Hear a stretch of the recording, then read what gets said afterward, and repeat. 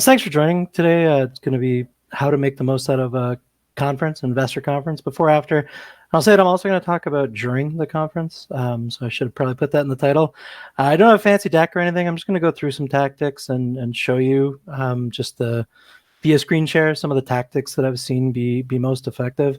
The genesis for this event really is I've seen so many companies in metals and mining waste money at very expensive conferences. So if you're sending a team of even 2 or 3, a conference can easily cost $20,000, $30,000. And I hate to see companies waste money. So this is, I think, all of the digital tactics that you have to do in advance, during, and afterwards to make sure that you get the most out of a conference. So what this isn't going to cover is administrative stuff about how to set yourself up for success with a booth, etc. It's all the digital tactics for investor relations and marketing that you should, in an ideal world, get to before and during and after a conference. This is interactive. If any of you happen to have any questions, I see some familiar faces in the audience. Please do shoot me a question in the chat at the bottom right of your screen. I'll have some time after to run through it, only if you have one. But we should be able to go through a bunch of tactics. And obviously, if you have questions afterwards, you can reach out to me at Romeo@6, that's the number 6ix.com. I'm happy to answer any questions you might have about conferences. I've blocked off some time today to get back to people. So first I wanted to talk about data you should have going in. So I'm going to share my screen really quickly. This is anonymized data. You can see I used the Beatles. I forgot Ringo's last name. So that's fake email, fake mobile. So no real data is being used here. But this is assuming you're going to a conference like VRIC, for example, or any of the Vancouver conferences.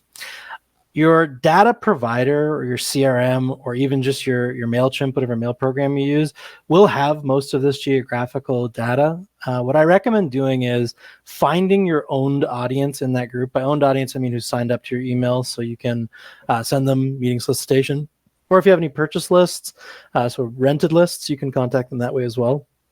I like to go into these type of email campaigns with as much data as possible. So I like knowing whether the people you're reaching out to are accredited, if they're institutional, etc. I like knowing what their average check size is or whether or not they've been before, just so you can prioritize. Let's say everybody, in a perfect world gets back to you and says they all want a meeting. It'll help you prioritize what's going to be the most kind of bang for your buck time-wise.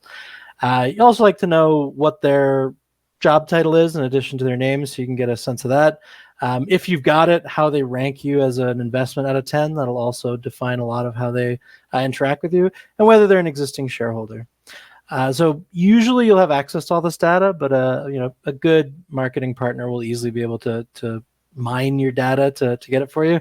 It's pretty easy. And if any of you in the audience have specific questions about how to get this content from MailChimp, or HubSpot, let me know after. I'm happy to share with you. So once you've got this data, it's about how you interact with them, how you reach out to them. I'm going to go over email before I go over social because the tactics are a bit different. Email, I think you should be a bit more surgical in advance of conferences. So the group that you have that lives in that city, so will likely be there over the course of the conference. You can add to this if the conference sends you an attendee list.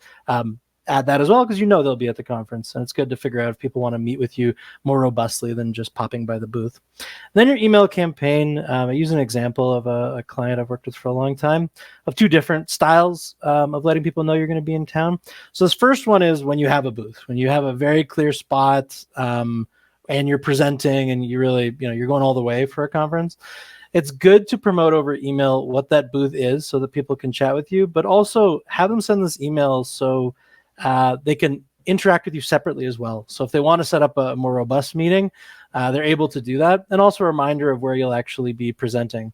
And it's good in these kind of emails to shoot people back to other places they can find on your website so they can come into that conversation with a bit more information.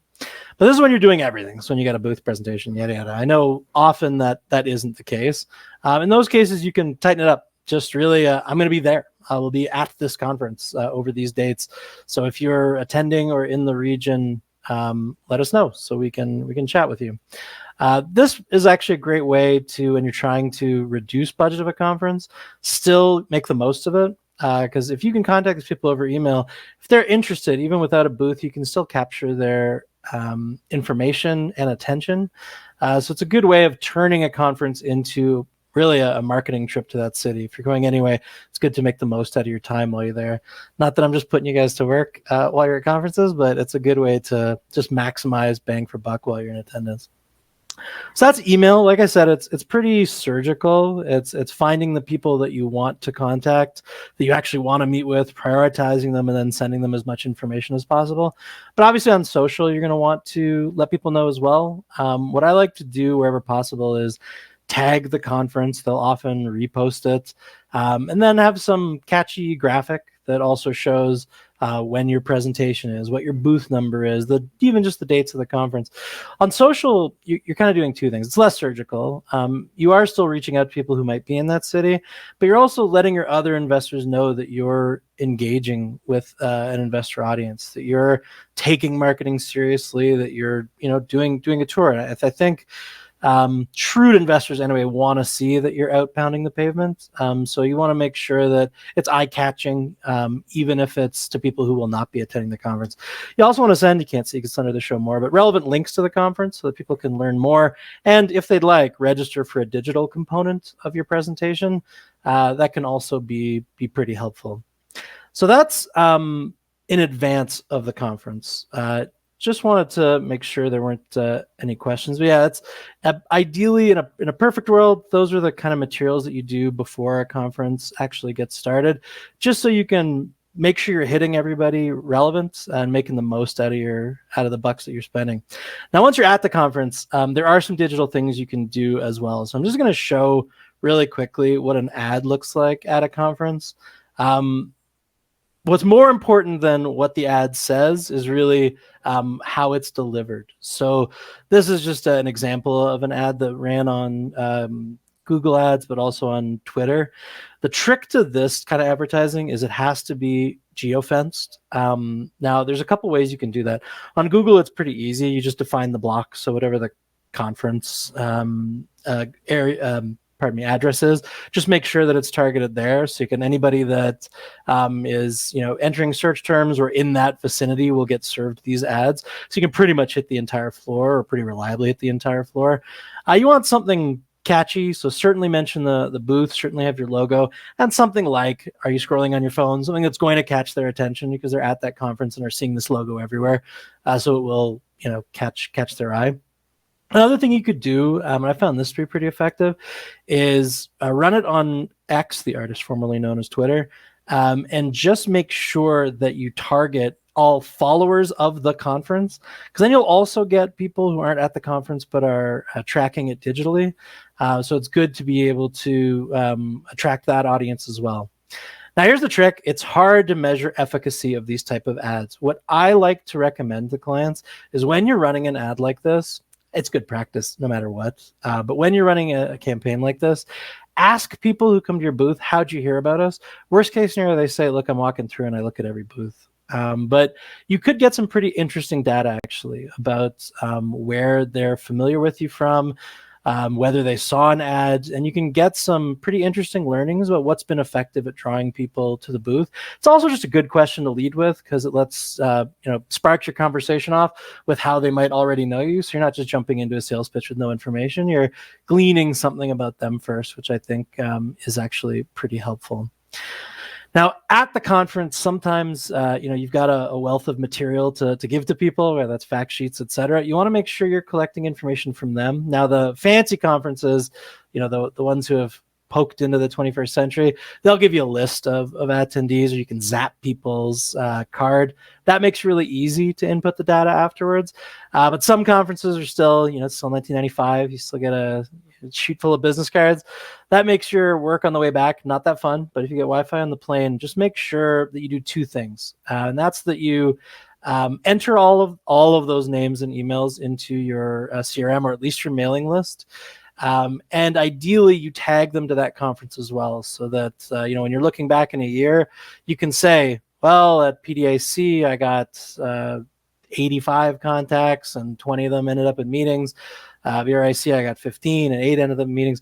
It's helpful to be able to make determinations at the beginning of the year about where to put conference dollars, because sometimes 6 months out, you have a feeling about a conference, but you don't have data.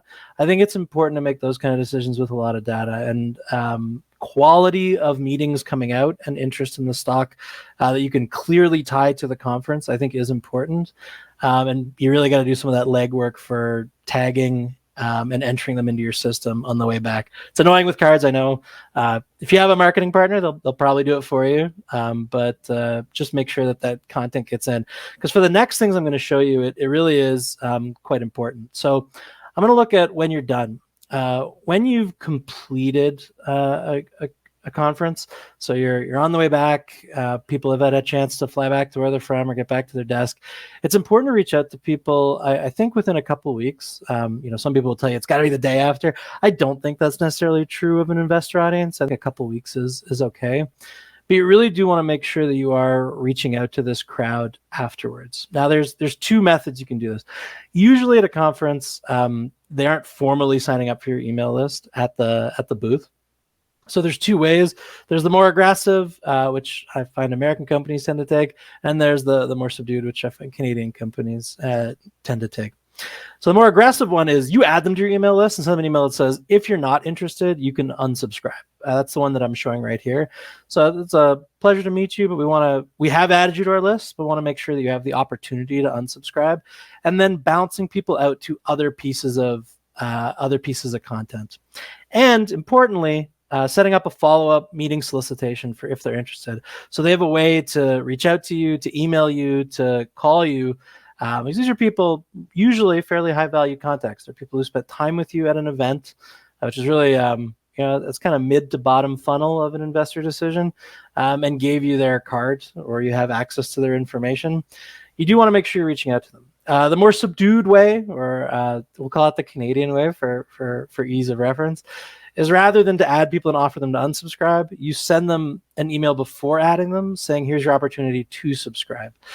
What I found is you get about half of people that way, whereas when you do the more aggressive method, only about 5% tend to unsubscribe, often even less. I tend to be a fan of the American approach here. I understand why people aren't. It's just I've found the data supports doing that. Because you end up with more people and usually no one's upset. These are investors looking for opportunities. They're not going to be too cheesed, and the worst thing they have to do is hit a button. So I tend to prefer the more aggressive approach, but you really do want to make sure you give people an opportunity to learn more, to deepen their relationship with you, and then ultimately to set up a supplementary meeting. You can also send direct emails after, and I do recommend people do this after both virtual and in-person conferences. Is your highest value meetings, you're going to want to get back to them personally. So not with the agency glitz to an email. You're going to want it to be a bit more personal, probably just from your Outlook or from your Gmail, letting them know some details about the conversation. If they want to continue or have any additional questions, let them know. Having the actual contact's email address, not the info at, tends to be useful for those really high value conversations. This is kind of for everybody else, because you're growing your audience. These are people that will learn more about you over time, so you want to make sure you hit them. Really quickly, I wanted to talk about social after an event, because I think there's a couple ways to do this. This is a video compilation of pictures from the event, which I think is good. You can also just have a static image. A couple things I think are important. You do want to thank the conference where possible. Typically, they will repost it, which, if for no other reason than being venal, you're going to get 1,000 to 10,000 to 20,000 extra eyes on the post just from that being liked by the conference itself. So they tend to be good at helping push through your brand following, because they want you, they want you to have had a good experience with the conference. So push conferences to promote you afterwards, however you can, because it's in their best interest to do so, and it'll help you as well because they have access to a big investor audience, and they will tend to push your name out as well. You can also, if you got any video content from the conference, pictures, etc., you are going to want to push that content out as well on social following. If you can, collect more a piece of information from your contact list.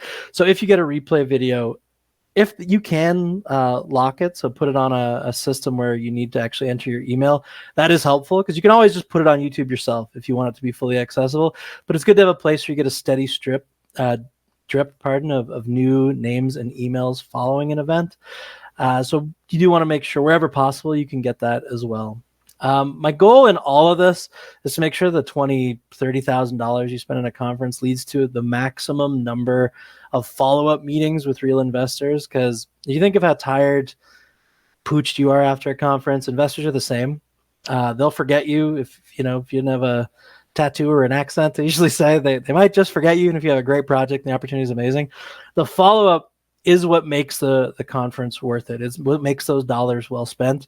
You can do the best job possible at a conference, but if you're not following afterwards, you're really just leaving money on the table, and some of that conference dollars being put to waste.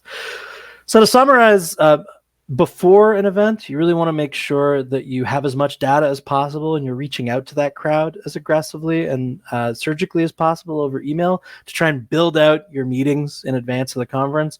Don't rely on the booth to create all of the attention you need. And social beforehand, you want to get the information out, but in a more broad sense. At the conference, if you do advertising, make sure it's geo-targeted or else you're wasting 95% of the money you're spending on ads. You really want it to be concentrated to the conference floor wherever possible. And then following an event, you got to do the yeoman's legwork of making sure everything is connected to your system, and then that you do those follow-ups. Now, obviously, there's a lot of work, everything I'm describing. You absolutely can do it on your own. It would behoove me to say that working with a marketing partner will make it a lot easier. But these are the tactics that I think will make a conference most economically effective for metals and mining, but really any company going to an investor conference. It's really different than a B2C or a classic B2B conference. There's a lot more legwork you have to do before and after to make it worth it. But if you do it, you can turn what seems like a big line item on your annual bill or annual losses into something that really helps the company's marketing. So that's my 2 cents. If anybody has any follow-up questions, you can shoot it now, but usually people send them to me after. Please do shoot me an email. It's romeo@6ix.com. Happy to answer any questions you have about conferences. I can even send you some of the examples that we looked at today if you'd like help with some of the wording. That's all I got. The replay will be available later this afternoon. So if the folks that couldn't make it live, you're watching this now, I'll see you on the replay. But otherwise, have a great afternoon, everybody, and thanks for joining me today. Cheers.